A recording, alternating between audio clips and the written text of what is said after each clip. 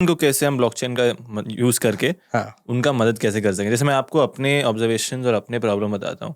जैसे आपने विश्वास या ट्रस्ट का बात किया। हम्म, आज की डेट में मैं ऑर्गेनिक खाना भी खा रहा हूँ, मुझे विश्वास नहीं होता है कि वो ऑर्गेनिक है।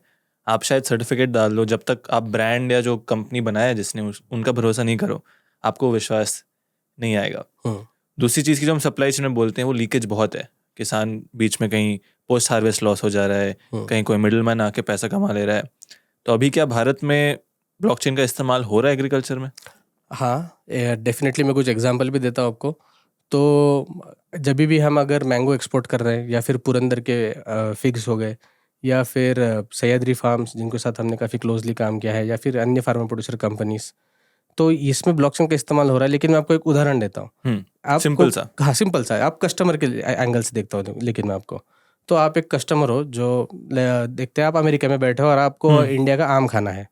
तो इंडिया का अगर आम खाना है तो उसको बहुत सारी चीज़ों से जाना पड़ता है। सबसे पहली बात, उसको न्यूक्लियर इरेडिएशन करना पड़ेगा, वो हुआ है कि नहीं उसकी जानकारी चाहिए। अगर आप कह रहे हो कि आप अल्फांसो हो, तो वो अल्फांसो का जियो लोकेशन सही में है कि नहीं, ये सारी चीज़ें तो आती हैं। आप तो बैठे हो अमेरिका में, आपने तो इंडिया में देखा है नहीं कि ये आया कहाँ से। तो समझो मैंने अगर उसके ऊपर एक क्यूआर कोड दे दिया, एक दे दिया बिना ब्लॉकचेन का और एक दे दिया ब्लॉकचेन का। अब मैं इसका एक एग्जांपल से पूरा क्लियर कर देता हूँ। तो आपके पास मैंगो आया बॉक्स, आपने वो क्यूआर कोड स्कैन किया। अभी एक जो फ्रॉड तरीके से हम कह सकते हैं, क्यूआर कोड क्या है, कुछ भी नहीं है, वो तो बस इन्फॉर्मेशन देकर दिखाने का तरीका है। हम्म। पर वो जो सामने इन्फॉर्मेशन आ रही है, वो एक वेबसाइट के जैसे रहती है। वो आम अगर हार्वेस्ट हुआ होगा समझो 3 महीने पहले, हम्म। लेकिन मैं 2 घंटे पहले वेबसाइट पे कुछ भी बना दूंगा और वो क्यूआर कोड से लिंक कर दूंगा और आपको दिख जाएगा। लेकिन ब्लॉकचेन क्या है? तो ब्लॉकचेन का मतलब ये है कि जिधर जिधर ऑपरेशन या एक्टिविटी हो रही है, हार्वेस्ट हो गया तो उसका आपने जियो लोकेशन ब्लॉकचेन पे डाल दिया। तो ब्लॉकचेन एक ऐसा डेटाबेस है जिसमें कि एक बार इंफॉर्मेशन चली गई तो उसको मैं खुद एज अ डेवलपर उसको बदल नहीं सकता, या फिर कोई हैकर है तो उसमें वो कुछ फेरबदली नहीं कर सकता।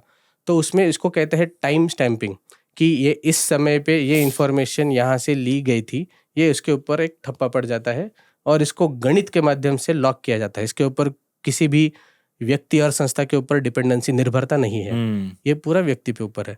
तो आपने वो इन्फॉर्मेशन ले ली थी कि अगर मुझे मैंगो एक्सपोर्ट करने हैं यूएसए को, हम्म। तो यूएस डिपार्टमेंट ऑफ एग्रीकल्चर के नॉर्म के हिसाब से मुझे उसको इस एनर्जी के रेडिएशन से, तो जैसे मैं अगर मेरी हड्डी टूट गई तो मैं एक्सरे के लिए जाता हूँ, तो वैसे ही गैमा रेडिएशन होता है।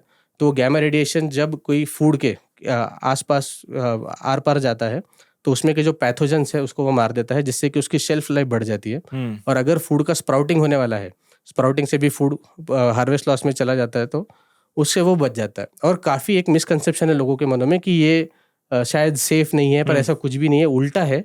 अगर आप फूड प्रोडक्ट्स को, स्पेशली मैंगोज को अगर रेडिएट नहीं करोगे तो आप अमेरिका को एक्सपोर्ट कर भी नहीं सकते।